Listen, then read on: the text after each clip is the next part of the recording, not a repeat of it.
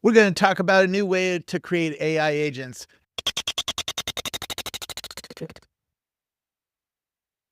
Who are you? I'm the creator of BrilliantCode, an advanced AI software engineer that is built for full stack software engineering. So we've heard of Lovable, we've heard of Reclipse, and then there's Cloud Code and Codex. And what BrilliantCode does is combines the simplicity of something like Lovable or Reclipse and the power of Cloud Code and Codex. So you can go from a single prompt to a fully functional full stack web app, full stack mobile application in any stack and in any language.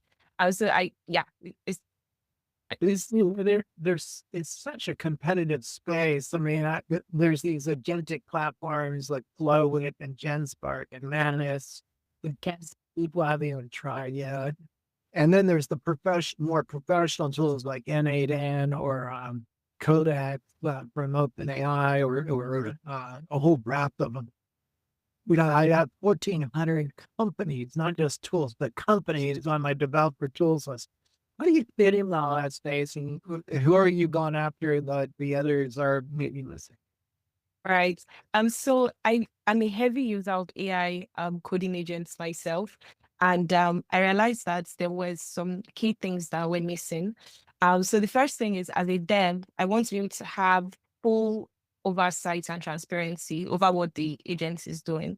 Like even when the agent is writing code and all of that, there's this kind of taste that you have as a programmer. And it's very helpful to be able to like fully monitor what is happening. And then I don't want to be tied into anybody's stack. I want to use the languages that I'm familiar with so I can actually put out my best work possible. So that's the niche that BrilliantCode serves. Like if you want to do serious software engineering, using AI agents that you can, an app that you can actually put in the hands of people, production grade software. So with BrilliantCode, you can write your app in any language that you already know, and the app it works in a way that it's very transparent. You can see exactly what the agent is doing. So the agent has the same tools that you have access to as a programmer, but at any time you can like stop it, you can monitor the logs, you can monitor what the commands that and the code that the agent is writing. You can see the browser, it has browser use as well. So you can, it's very visual. There's this really visual loop where you can fully see what the agent is doing, both on the front end and the back end. And you can collaborate with the agents and, monitor it, work alongside it. So I think that is what is unique about BrilliantCode. And it's an experiential thing. Like you have to like experience it and like feel it to be able to understand how it's a much more superior experience to the other competitors. Can we see it? Of course, yes, I will share my screen. I mean, there's professionals who are already decided on their tooling, whether they're using Cursor or Codex or Factory AI or something like that. Yes. People like me who are, I'm not very technical. I'm technically enough to be able to describe something, but I'm struggling. Like, what do I do? How do I get the creativity just to start, and do something? And then, there's so many different platforms try that, most people haven't even tried one of them. Yes. So, Yes. So I was actually speaking to a team yesterday, and when I demoed and when I showed it to them, like the front end devs were really excited about it. Because can you see my screen? Right. Is it displaying well? I can see it. Okay, cool. All right. So this is the BrilliantCode interface, and this is a browser, so I can literally go to Google and everything that the agent is doing, especially when you're doing front-end web development, it really helps to be able to like quickly see each change that you make. And you don't have to like have this clumsy process where you're managing multiple applications when you are like fully in the flow of your work. And then there's the terminal in here where as a developer, I can write commands into this terminal. And the agents can also write commands as well. So with tools like Claude Code and Codex, like the agent lives inside of the terminal. In Brilliant Code, the agent has the terminal as a tool, and it can write commands. It can use CLI tools. Literally anything that you can do as a developer in an IDE, the agents can do it. And then there's the code editor, where you can create files, edit files, and the agents can do the same as well. So I'm just going to do a quick demo where I tell the agent to go search for Remarkable and create a simple personal website for him. Generate full images for the site and make it look professional. Create the front end in React and the back end with Fast API. So this is currently powered by the GPT-5 family of models, and you can run it in different reasoning levels, low reasoning where it's like really fast, medium that kind of switches between low and high depending on the complexity of the task, and high that's it uses the most amounts of tokens, but you generally get better quality. And then there's the chat mode where you have to manage every single, approve every single command that the agent runs. The agents mode where the agent can autonomously work, and full access where the agent has full access to your entire file system and is not just limited to the current workspace that you've opened it in. So let me run this. Yeah. And then enterprise software, we might have an Oracle database or whatever Postgres. Yes, exactly. You can use Postgres, you can use MongoDB, any database of your choice, any stack of your choice, because it's the agent can write code way faster and is very knowledgeable at all the tools and the platforms that you use. So you can just go ahead and do that. So as opposed to something like Replete, Lovable, that the stack is a bit fixed, BrilliantCode is very ubiquitous, and it just gives you that power as a developer to do everything that you want. So you can see the agent is started telling you what it's going to do exactly. So if this transparency that I'm talking about, if we're in Codex or Claude Code, like it's just one giant stream of text, and you're not quite sure, you don't have that much visibility. But here you see the agent's actions on the side panel, and you can follow. As it starts to run commands in these terminals, you see what it's doing. So it's creating creating files, the requirements of TXT, a backend directory, and I can easily just go in. And if I wanted to add any extra things to this, I could do that. And just even have full oversight over what the agent is doing. So compared to the other terminal agents that you just have this as like an output inside of a terminal, this is a full code editor that the agent can manipulate like a human developer with that design of transparency and like full oversight. And I think that is really powerful. And so in the future, it's not just going to be like one agent working. We'd have like hundreds of agents or even thousands of agents, and all of the work that they are doing would just be like well organized and well visible to you as a developer with that full control and oversight. Open up another tab and start another set doing something. Yes, exactly. Like I could open up another tab here, and this continues to run. And do something else. Like, so if I say, tell me, write me a full bio. I think I'm going to use the fast mode here, the low reasoning here, so it can be a bit faster with its response. Yeah.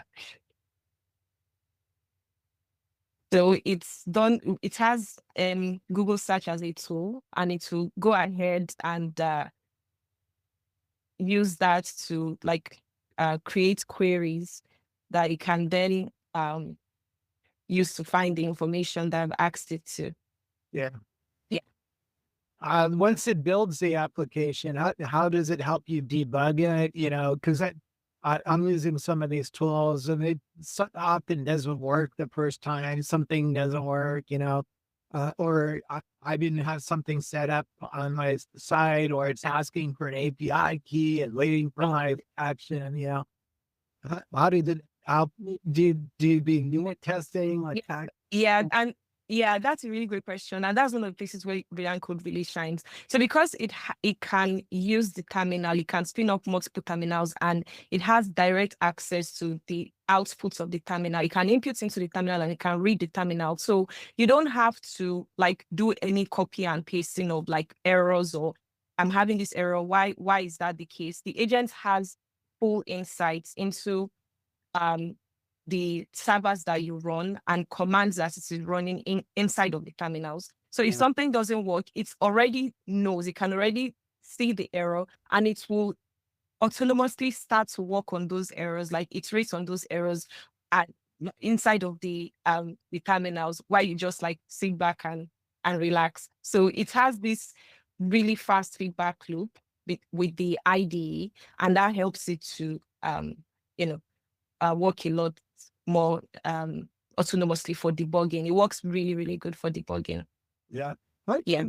How does the cost of this compare to the others? You know, Google Gemini just shipped anti-gravity yesterday. We have Factory. We have, the agentic platforms like Flowit and Manus and GenSpark and Pokey. There's a whole bunch of them.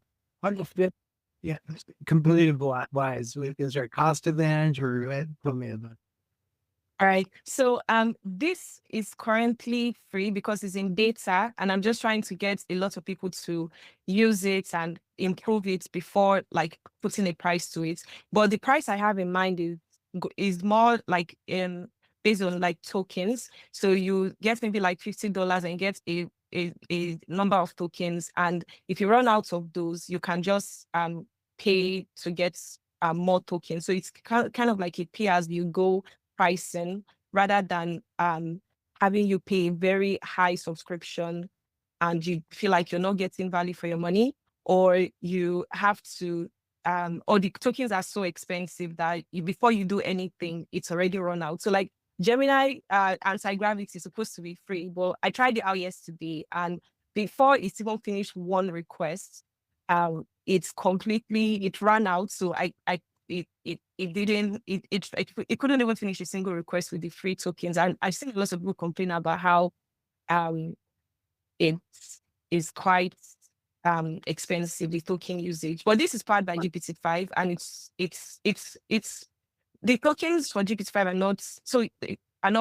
they're not that expensive, and OpenAI is constantly reducing the price. So you shouldn't be worried about pricing, like if anybody's watching this here.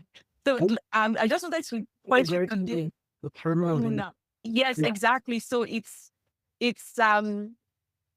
open this two terminals, and you can see that it's called the wait tool. It's trying to wait for the process that is running in that terminal. And I don't have to, and though there's an error here, I don't have to tell it. It can already recognize that the port is already in use, and it will figure it out by itself. So this is, it's opened the front end in terminal 4 and it's running it on a different port. So let me go check. So that wouldn't work because the backend is not yet working. So so it's opened it by itself, and this is Brilliant AI's website. That's not the correct site. So I'll tell you that there is another app running in 5173. Run this in 5176.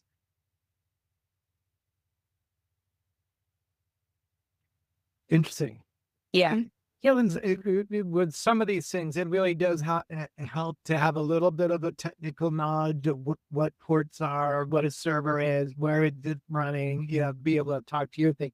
It also shows the people who are going to want to get into agents or who are even building them already. You should try a number of different approaches and see which one works best for you. I sort of like your terminal window view, and that can be connected to a certain set of developers where other people, Yes. you can build little apps on the Yes. hobby on your phone, right? My wife and I are playing a lot. That's simpler and Yes. better for everyday users, right? Yes. Just want to create something cute. You have to try a bunch of things, and see what works for you. Yes. So yeah, that's so true. And yeah, this is just the beginning, the first products on Brilliant Code. We also plan to release something that is more managed. So where you don't have to worry about backend, you don't have to worry about ports and all of that. You just come in, send a prompt, and all of that, including like buying domains and everything, will just be abstracted away. For like making it possible for like everybody to be able to build their own apps, empower people to build, both technical and non-technical people. So that is also in the works, but this is just the start. So the backend server is not running. I'm going to tell you to investigate. So this is what it's created for Robert.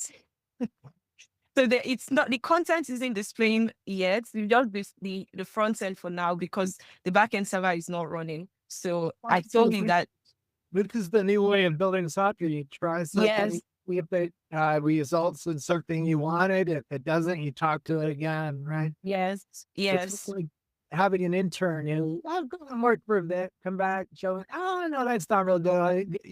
Go back and work some more, fix this, fix this. yeah. Yeah, so it's right the terminal and it should be able to see that error now. So it's run it in another port and yeah, let's go back and Why did you build this as a company? And is this such a competitive space? Do you have a personal need of trying to build software with the other tools?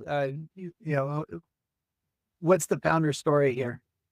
yeah, so I use a lot of the other tools, but I just thought for somebody like me that is like really visual when I work, I was having so much like mental fatigue just trying to follow what the agent was doing, and I thought there was space for something that wasn't going to like replace programmers, but augment them and put programmers back in the driver's seats of their development process. And that was why I built this.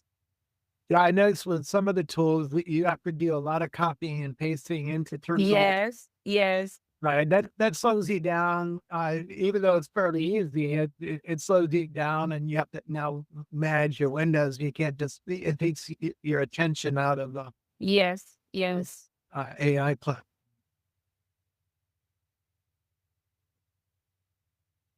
Right. Yeah. Yeah, you're debugging live on air. That's fun. Yeah. The demos are always so crazy. Or It's always working, and then when you go on a camera, it just stops working. what are some of the fun things people should try to create, particularly something new? If you're a professional developer, you have an idea of what you're creating already. With someone like me who's just getting into this and starting to learn about creating software because it got a lot easier, I'm saying I can do this, right? Yeah. Or, I used to work at Visual Basic Programmers Journal back in the 1990s. I could not create this in seconds, right? Yeah. Be constantly looking at an O'Reilly book, trying to figure out how to write an algorithm that do things, or how to set up the server to run this, how to write. You just in a few minutes, it did so much magic. And so new people are coming into software that probably didn't think that they could write software before. What things should people try? These new programmers that are Yes, I think you should just try to be way more ambitious than you were before. So, just I think it was yesterday, I was trying to try out an idea I had for marketing to reach out to YC, recently funded YC startups. And I thought, okay, I'm going to go to the YC companies page and just copy a list of like 800 startups. And I tried to do that, and I realized that okay, that was not going to work because I needed a programmatic way of doing it. And before, I would have to go write a script to be able to like script that site. But I just went to BrilliantCode and I told it what I wanted to do. And in less than 1 hour, I had a fully working Python script that's used an open source project that I found on GitHub. It's read the docs and extracted 873 found YC funded startups. Went also took the LinkedIn profiles of the founders and added that for me in a CSV file that I use, that I now have that, and I can use to supercharge my marketing. So like those kind of things, like for example, tools that you would need to pay for before, it's so easy for you to build them yourself. And I think as well that, if I think we in tech are in sort of a bubble that there's just all this capability, all these amazing tools, this fierce competition to build the best developer agents, but it has not yet diffused to the rest of the world. So like if you look around you and look at businesses that have need, like, and just try to help those other non-technical people, non-technical businesses that do have need for a lot more software than the world currently realizes, and build for them. And as well as for yourself, like just um be more curious, be more ambitious. Like there's literally nothing you want to build that you can't build right now. So like just leverage that, like lean into it and just have agency. You can just do things. Finally, Admirable people, have agency and be able to do things. Can you create like mobile apps on this as well? And obviously you can create a web app or a website. What other kinds of things can you create? And does it help you deploy to those? Right? If I want to get an app on my iPhone, I have to figure out how to get it running on my iPhone so I can play around with an app if that's something your tool can do. yes, definitely. You can use it to build mobile apps. I've also used it to deploy apps direct on Kubernetes on Azure. I use Azure Web Apps to. I logged into my Azure CLI, and it took the app, the websites I'd already developed that was just my local host, and it turned into a fully public sites that anybody could access. So even for deployment, for deploying to cloud platforms, to GCP, to Azure, to AWS, it can do all of that. And if there's basically anything, any piece of code that you can write on your machine, like typing in your keyboard and running commands and looking at your browser, whatever it is, the agents can do it as well. And I'm going to Can you ask it to analyze what the best host is for this app that we're going to create? Can you go and research AWS and Azure and Google Cloud and then tell me what's the cheapest price for the app I'm creating? I don't say you need to do it right now. Yes. Yeah. So let me just tell you to do the research, and we can just check. So you can see the back end is now connected to the front end, and there's lots of really cool information about robots. I hope that all of this is correct. Right. Yeah. Right. Cool. Yeah. So Yeah, that looks great. That's probably better than the website I currently have. So, I could deploy this for you as a gift. Like that's perfectly fine.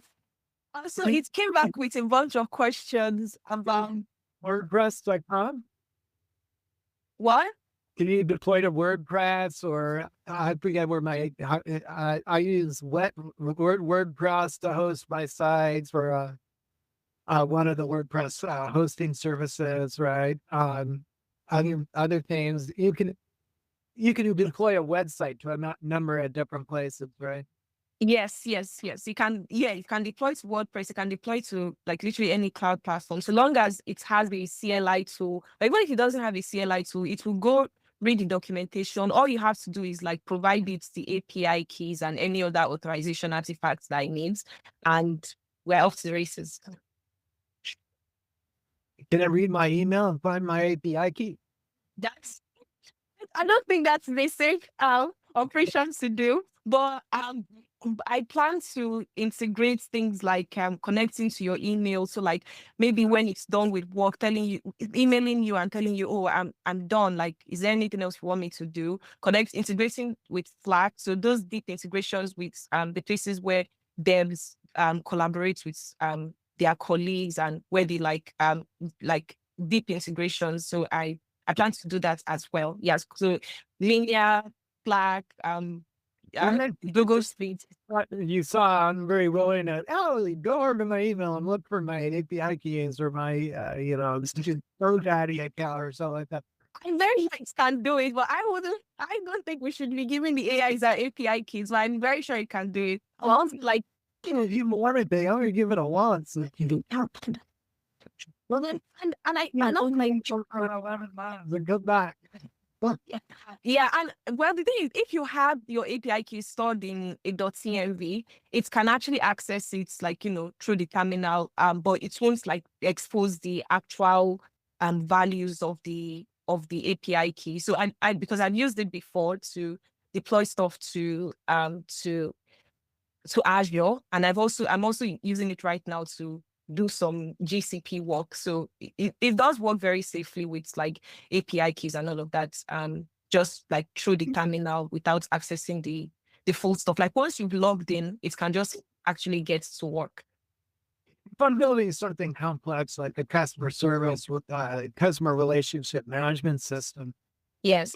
Talk to it about the appropriate architecture I would want to be using, and could I have a conversation? Well, I need to accept phone calls. How would I do that? Yes.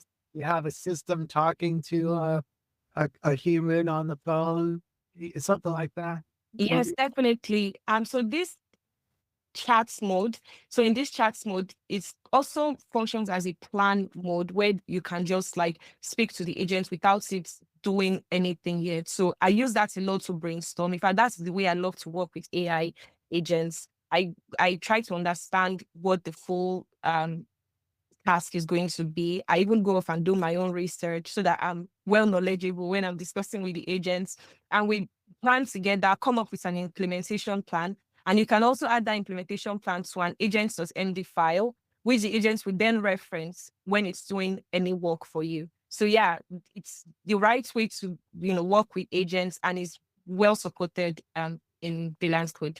So this is where I would talk to it like maybe I have an application for my brother's bar, and he needs to do identification checks on a driver's license. I would talk about what is my business need, and how do I want the app to work, and it would help me figure that out, and even evaluate different apps or services to look at the driver's license, to validate it, stuff like that. Yeah, definitely, because it has access to the web, so it can go off and like conduct research, and as it's opening web pages, you can actually follow and see the pages that it is accessing, see what it is reading, and you both basically are like planning together and researching together. So it's not just limited to the knowledge that has been trained into the models. It can go off and access the latest documentation, the latest information in building for you. This is cool. I just don't. What an exciting time to be alive. It is absolutely incredible. It is absolutely incredible. I remember like was it a year ago when I just started learning how to use Fast API? I said to write a blog, to write a simple blog with like a CRUD application, and it was so frustrating. It took me such a long time, and I was almost like giving up on it. But now with these AI tools, like in 10 minutes, basically, you have that. And I think it's just remarkable. It just means that we don't have to spend a lot of time learning the maybe not so high impact things. And we can actually free ourselves up to do a lot more, important things. So like now I have a lot more time. I'm building this really complex product, but I also have time to learn math, to learn more machine learning, and like really just free up time for me to like learn really cool things that I've always been interested in without needing to learn every single thing to be able to build a product. So like that's really cool. What does it hit something that it can't do? Like DoorDash doesn't allow agents to order food deliveries because they don't want it to happen with agents. What happens that it just tells you, hey, this service doesn't allow that, or Yes, it will tell you that, and if it opens a web page, for example, opens DoorDash and it's not allowed to perform an action on the site or on the app, you would basically see it yourself in the browser preview, and the agent will not like hallucinate and say I can do something when it cannot do it. So you would see it. So it's like you're working hand in hand with the agents, like everything that it is doing, you can see everything that it has access to, you also do. So like you are on the same page when building. There is no obscurity, there's no hidden stuff, like it's just fully transparent. And I think it's a really fun way to build with an agent. is there a way to talk to it? You know, if I'm building a video game for 1 million people, I have to worry about server costs, like AWS costs. Does it warn me, hey, you know, if 1 million people, could I talk to it like that and say, hey, I'm going to have 1 million people using my video game. What would be the server cost? What would be my business model? Can I feed that into a spreadsheet so I understand what I need to ask a venture capitalist to fund or something like that, right? Yes, definitely. You can do that.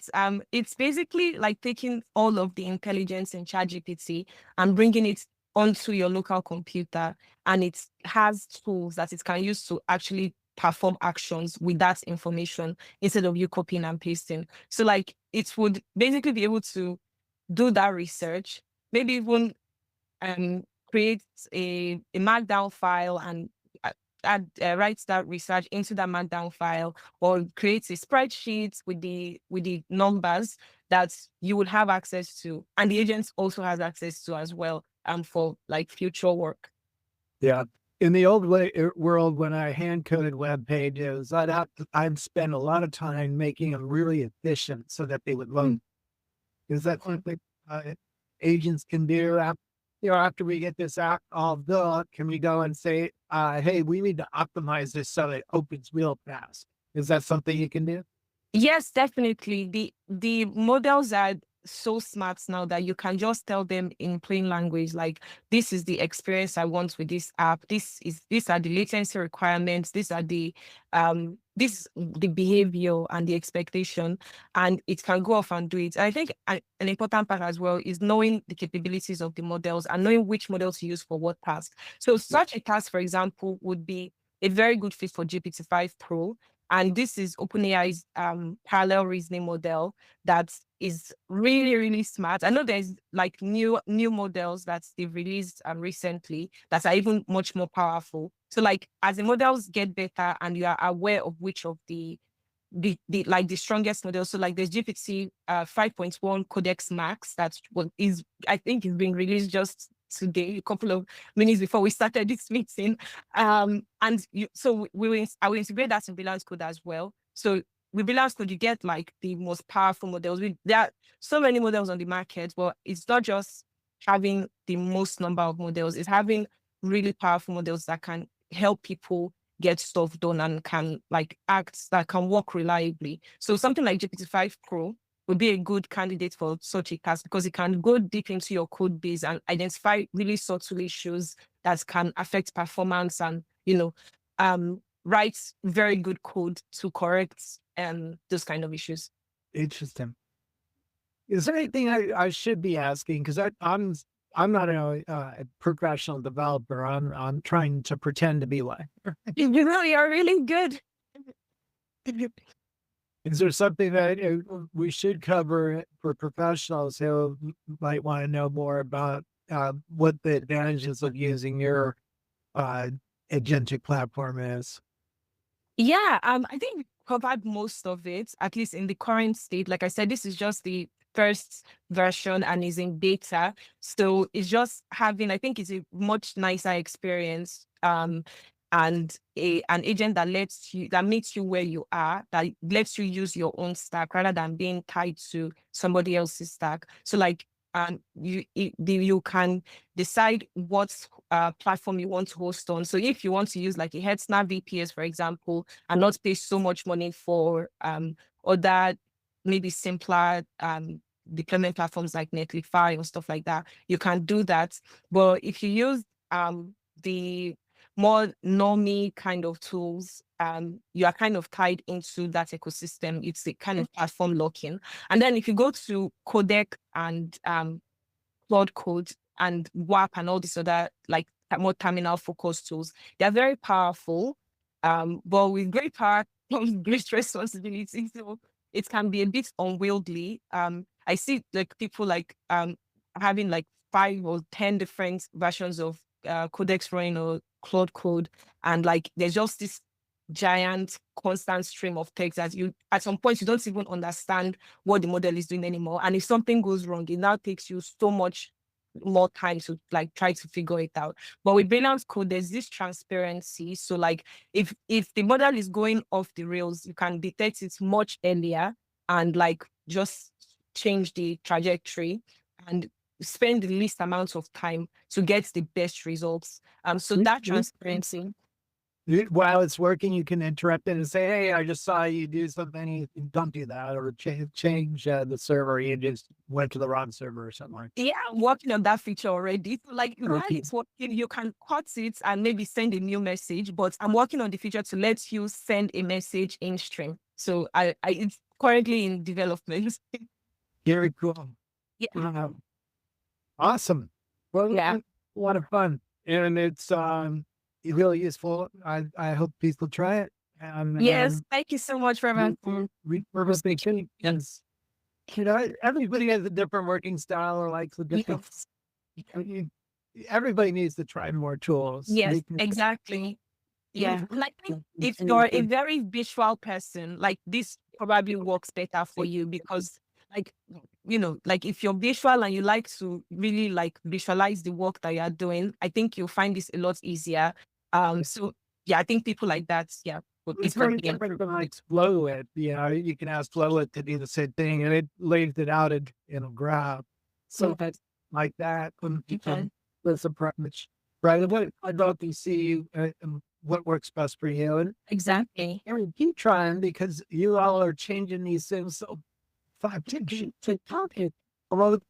the advancements on all the tools, right? Yes. There is just about 10,000 new stuff. You're announcing new things, and this will be better than it is today, right? Yes. Yes. Yes, definitely. Reevaluate. Yes. 3 months, what they're doing. For somebody who's working with teams, how well does this work with teams of programmers? Like Joe over there is building the front end, and Jane over there is building the back end. How do you integrate all their work together and manage it all and make sure it doesn't all go south?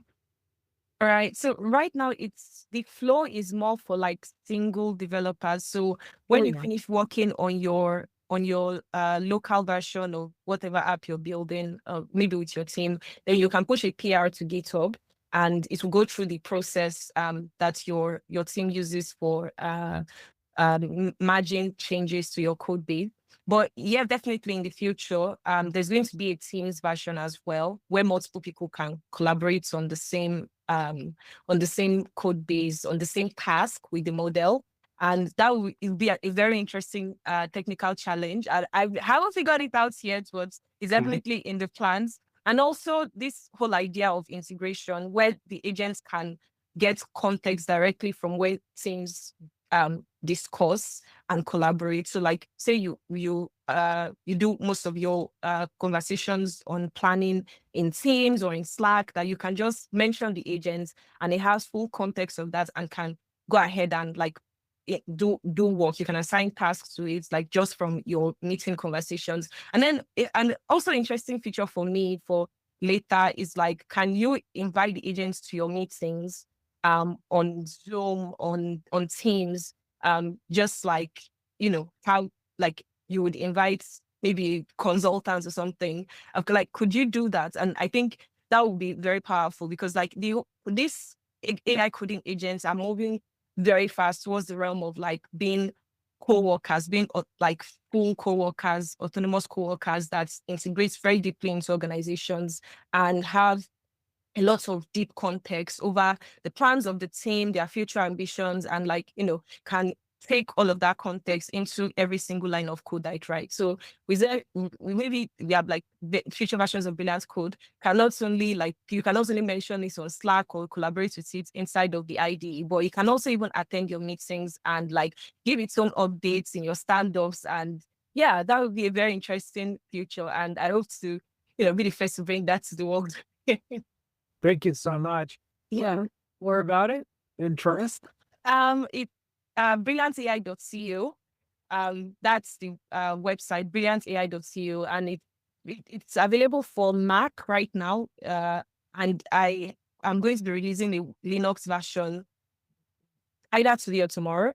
And Windows is going to be coming in a couple of weeks. So it's fully cross-platform. And yeah, it's still in beta, and I just want to get many people to experience this and they fall in love with the tool as much as I did. And also we all should just like build cool stuff and, go get it. Where are you headquartered? I'm in London. Yes. Yeah, I heard an accent there that wasn't from San Francisco. My accent is Nigerian, but I live in London. I live in Cambridge. I work mainly in London. Cambridge is good. Yes. You go punting on the weekends? I think I've done it once, and now it's very cold, so I wouldn't advise it now. But I did it in the summer. It was really breathtaking. It's very beautiful. It's so beautiful there. Yeah, it's really lovely. I'm jealous. I'm jealous of SF. I want to come to SF. I'm jealous of you. What are the values of being here and being there? Yeah, I guess. Well, thank you so much for you guys to get me to think more agentically. I'm trying to furiously retrain my brain so I can start building more things for my business too. Thank you so much for meeting with me, Robert, and for always like giving me a platform to share the stuff I built with other people. I really appreciate. And yeah, like you can download Brilliant Code and you can use it. And maybe I will deploy the app and like share you the details, like the app that we created on this call. I'll hire you. I just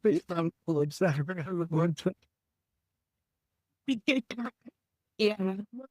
Thank you, Robert. You take care. Yeah.